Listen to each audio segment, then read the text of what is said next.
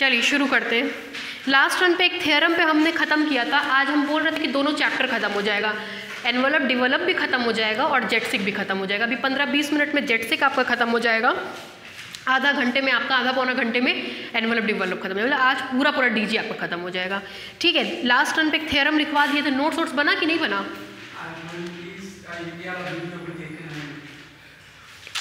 चलिए लिखिए रिजल्ट। इसीलिए कह रहे हैं कोशिश करिए ऑफलाइन ही रहने की, क्योंकि वो लापरवाही ऑनलाइन में होती है। अगर आपको कहीं जाना है, कोचिंग जाना है आपको, तो आप झक मार के कोचिंग आएंगे, कहीं और आना जाना शिफ्ट करेंगे, और कहीं आना जाना जो होगा अगर घर पे रहेंगे तो वो प्रायोरिटी हो जाएगा, कोचिंग बाद में हो जाएगा। जैसे ये मेरे साथ भी है, अगर आप आ गए तो हम पढ़ा देंगे। सेकेंड ईयर को हमने ऑनलाइन कर दिया तो वो हमेशा डिस्टर्ब रहता है। मेरा चक्कर क्या है, अब बच्चे बैठे हैं, जियो या मरो, पढ़ाना तो पढ़ाना है, मैनेज करना है।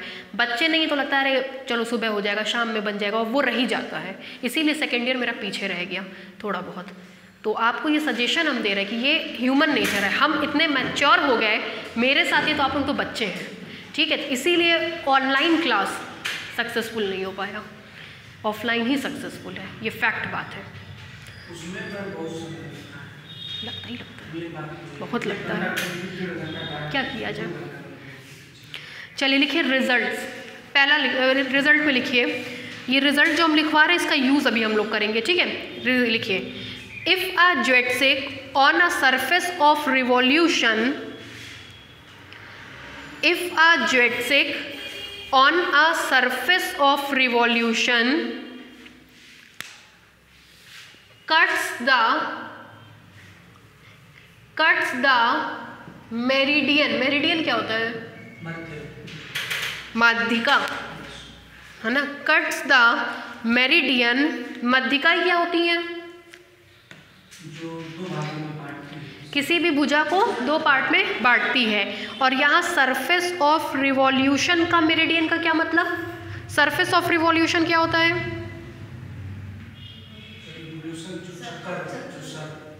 सर्कल देखा है? सर्किल, डिस्क, किसी एक एक्सिस के अलॉन्ग घुमा दीजिए, स्फीयर बन जाएगा। तो कोई भी सरफेस जब किसी एक्सिस के अलॉन्ग रिवॉल्व करता है तो उसका डायमेंशन बढ़ जाता है। जैसे सर्किल 2D है, रिवॉल्व किया एक एक्सिस के अलॉन्ग 3D में कन्वर्ट हो गया। तो कोई भी चीज़ अगर n डायमेंशन की, अगर वो एक एक्सिस के अलॉन्ग मूव करेगी तो n+1 डायमेंशन में आएगी, 2 एक्सिस के अलॉन्ग रोटेट करेगी तो n+2 डायमेंशन में आएगी, 3 एक्सिस के अलॉन्ग रोटेट करेगी तो n+3 डायमेंशन में आएगी, n डायमेंशन की कोई चीज़ n एक्सिस के अलॉन्ग रोटेट करेगी तो n+n that is 2n dimension में आएगी। ये कंसेप्ट होता है। तो अगर हमने कोई सरफेस लिया, जैसे डिस्क ही दिमाग में रखिए, एक एक्सिस के अलॉन्ग घुमाया तो n+1 दैट इज 3 डायमेंशन में कन्वर्ट हो गई, कन्वर्ट होकर स्फीयर बनाती है। तो जो सरफेस ऑफ रिवॉल्यूशन होता है, डिस्क को जिस एक्सिस के अलॉन्ग घुमाया उसकी मध्यिका, मतलब वो डिस्क को दो भाग में तोड़ने का काम कर रही होगी, उसके बारे में बात कर रहे हैं। If a geodesic on a surface of revolution cuts the meridian at any point, cuts the meridian at any point at angle psi, at angle psi, then u sin psi, then u sin psi, ये result है, मतलब इसको proof नहीं करना है, ये लिखवा रहे हैं क्योंकि अगले थ्योरम में काम आएगा। Then u sin psi is constant, then u sin psi is constant where u is the distance of point, where u is the distance of point from the axis, where u is the distance of point from the axis। ठीक है, theorem लिखिए।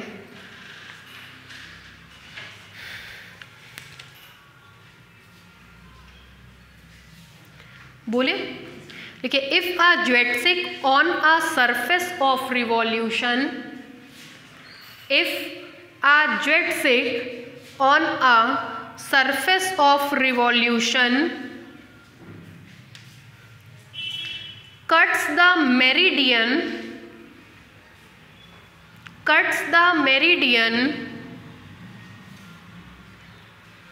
at a constant angle,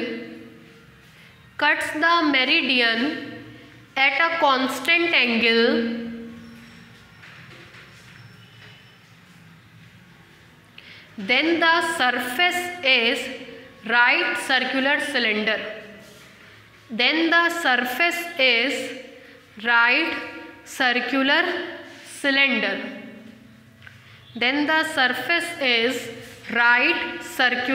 cylinder. हो गया। क्या कह रहा है, सबसे पहले हम लोग सरफेस ऑफ रिवॉल्यूशन का इक्वेशन लिखेंगे, वो आपको याद करके जाना पड़ेगा।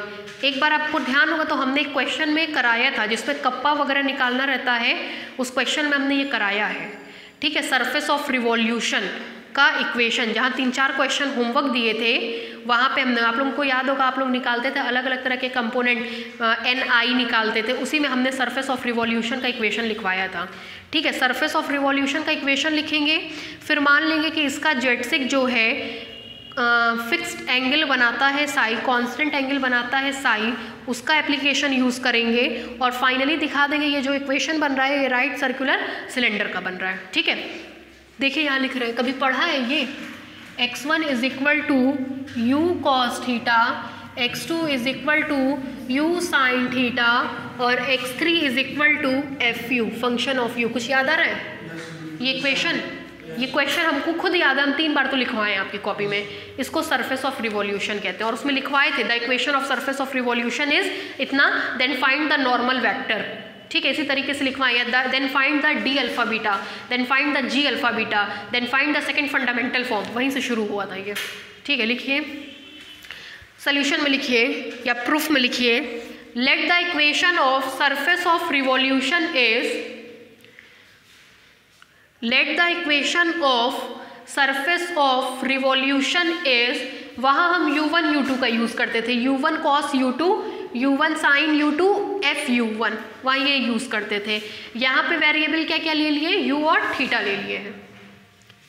Late the equation of surface of revolution is ये equation number 1।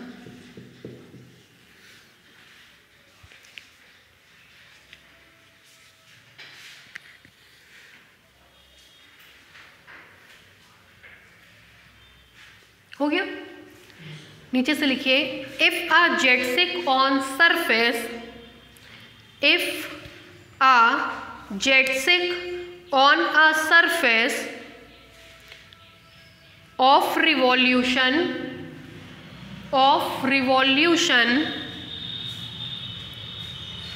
cuts the meridian through any point P with an angle psi,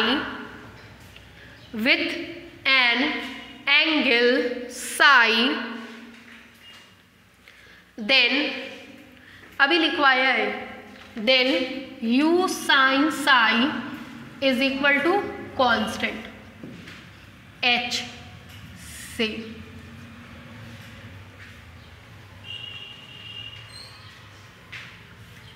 जहाँ u क्या होता है, u डिस्टेंस होती है किसकी, किसी आर्बिट्रेरी पॉइंट की सेंटर से। बताइए क्या आएगा, डिस्टेंस निकालिए, x1 माइनस 0 का whole square that is x1 square plus x2 square under root में, है ना। लिखिए,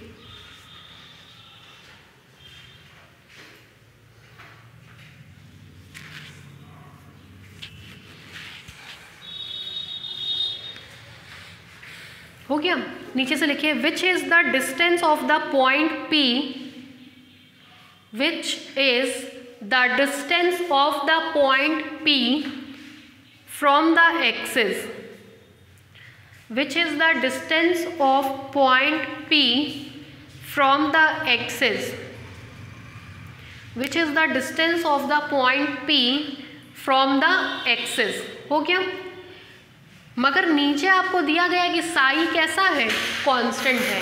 ठीक है, क्वेश्चन में देखिए दिया गया है एट कांस्टेंट एंगल, मतलब एंगल साई क्या है, कांस्टेंट। नीचे से लिखिए but it is given that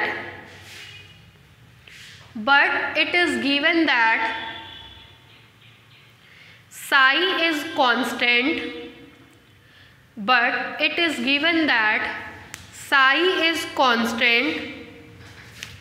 देखिए this implies अगर psi constant है तो sin psi भी constant होगा, और तो और h भी constant है, तो u is equal to h upon sin psi, ये पूरा constant है, is equal to constant, is equal to small a से। ठीक है, फिर देखिए ब्लैक बोर्ड पे, दिस इम्प्लाइज दैट u की वैल्यू है under root x1 square plus x2 का square is equal to a। This implies that x1 square plus x2 square is equal to a square. यही equation होता है cylinder का, right circular cylinder. Circle का equation है ना, x3 is equal to 0 होता है। जब x3 इज इक्वल टू 0 हो जाएगा तो राइट सर्कुलर सिलेंडर बनता है।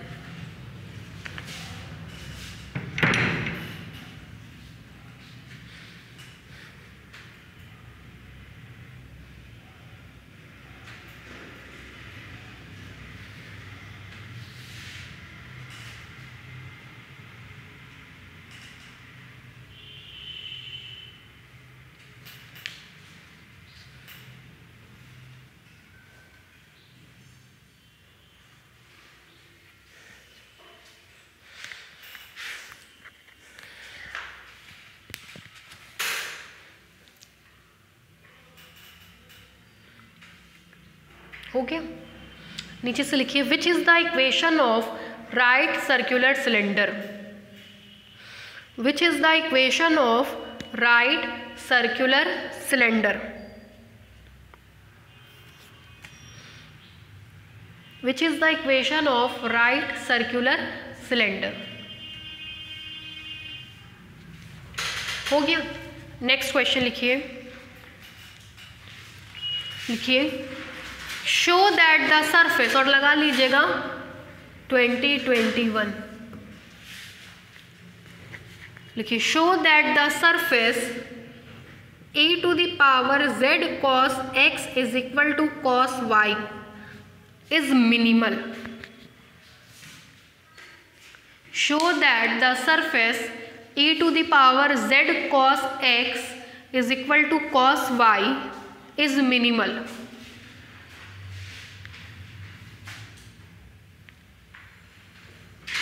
ठीक है, लिखिए let the given surface is, solution में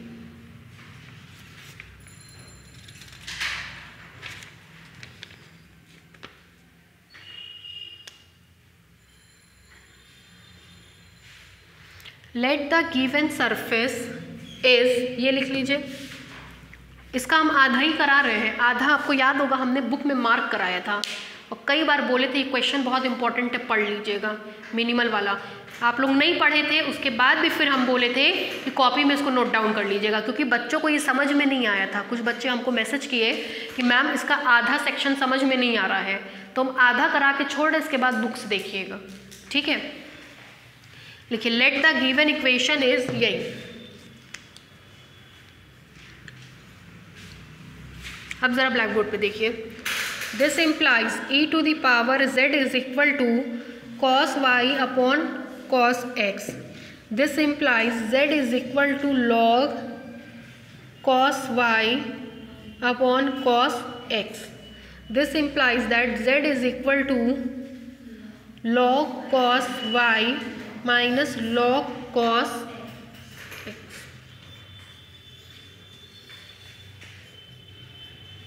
ठीक है, लिखिए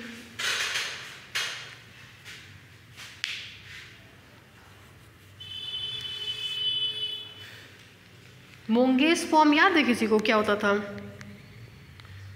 मोंगीज फॉर्म,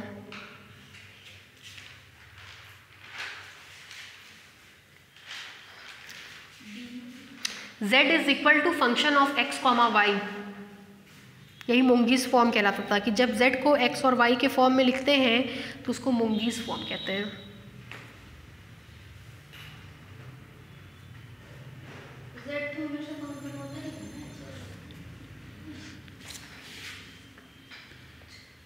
नहीं है उसमें, इसमें क्या है, x u और थीटा का फंक्शन है, y u और थीटा का फंक्शन है, z केवल u का फंक्शन है, केवल u का फंक्शन है, थीटा का फंक्शन नहीं है। इसका मतलब वो x और y का फंक्शन नहीं होगा।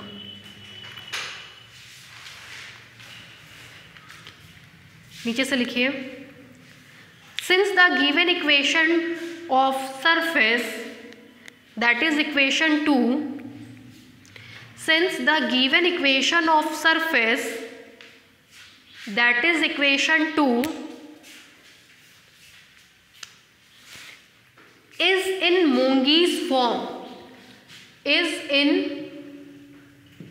Monge's form, क्या होता है Monge's form, z is equal to function of x y, लिख लीजिएगा आगे इसी में, Monge's form that is z is equal to function of x comma y, Monge's form, then the parametric equation of surface, then the parametric equation of surface, then the parametric equation of surface is written as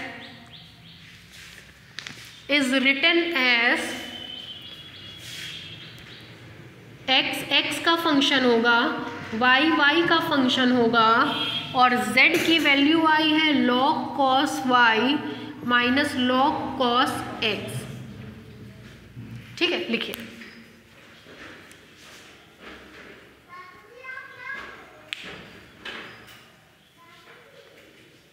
हो गया। जहां आपको पता है कि बहुत बार इसको हम लोग u1 मानते हैं, इसको u2 मानते हैं और इसको u3 मानते हैं, नीचे से लिख लीजिएगा, वेयर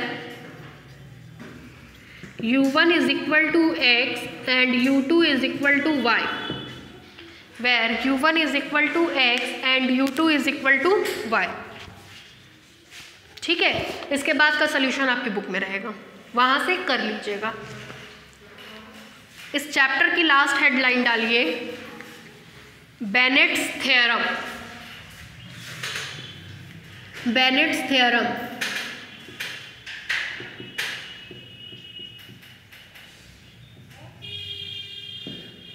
इसका भी प्रूफ आपके कोर्स में नहीं है, केवल स्टेटमेंट ही आता है।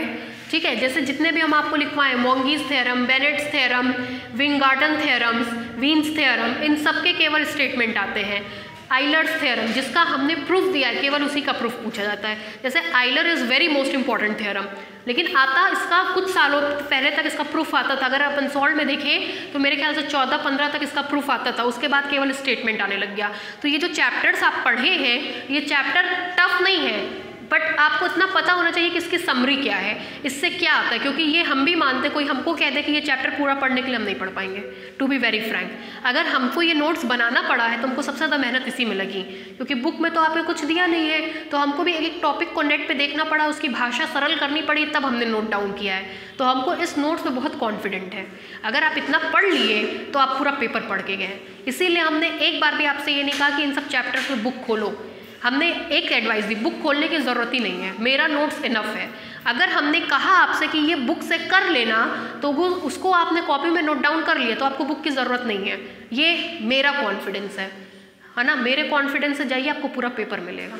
आपको कोई भी चीज़ ऐसी नहीं होगी जो पेपर में नहीं आएगी, पूरा पेपर आपको इस नोट से मिल जाएगा, चाहे ये हो चाहे MS हो, मैट्रिक स्पेस हो, उसके लिए हम कॉन्फिडेंट हैं। ठीक है, तो आपको जो पढ़ना है अपना नोट्स पढ़ना है, नोट्स पढ़ लीजिए, पूरा पेपर आएगा। ठीक है, लिखिए बेनेट्स थ्योरम।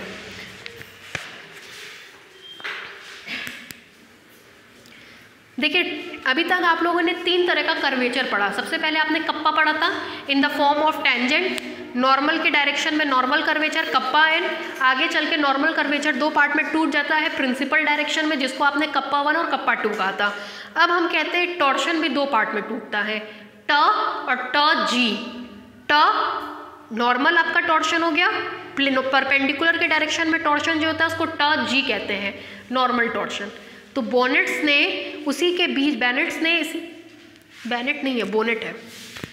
बोनेट ने इसी के बीच में आपका रिलेशन डेवलप किया था। बोनेट ने बताया था ट और ट जी के बीच में क्या रिलेशन होता है, लेकिन ये थ्योरम का प्रूफ इसलिए आप नहीं पढ़ सकते क्योंकि ट जी की हिस्ट्री आपको नहीं पता है।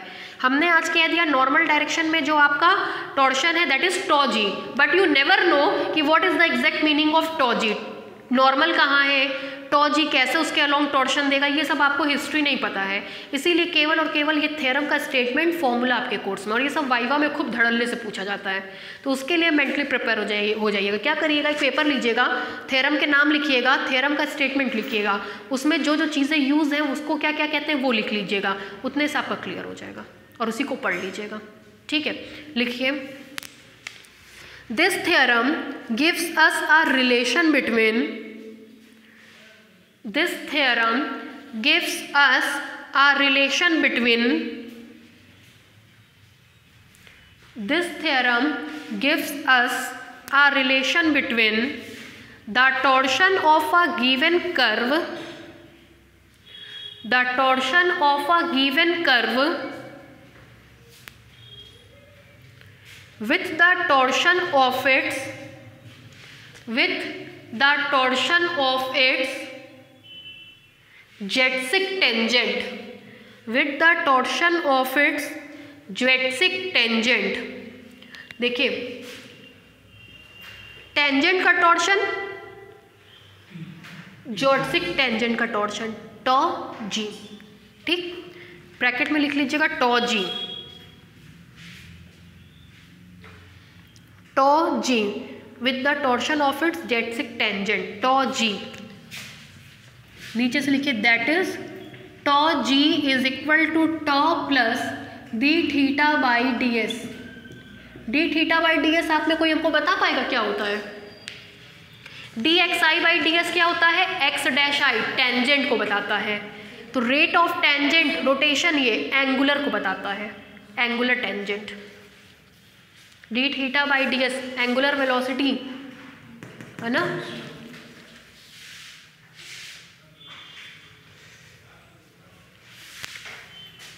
ठीक है, इसका एक छोटा सा स्केच हम आपको दे रहे हैं, लिखिए, थोड़ा सा फिर बता रहे हैं। नीचे से लिखिए where tau g is the torsion, where tau g is the torsion of the geodesic tangent, of the geodesic tangent and theta be the angle between, and theta be the angle between, theta be the angle between normal and principal normal, normal and principal normal of the given curve, normal and principal normal of the given curve। Blackboard पे देखिए, ठीक है, T I P I B I, ये हमारा normal हो गया N I. Normal और principal normal के बीच का एंगल थीटा, तो इन दोनों के बीच का angle pi by 2 minus theta बना लीजिएगा।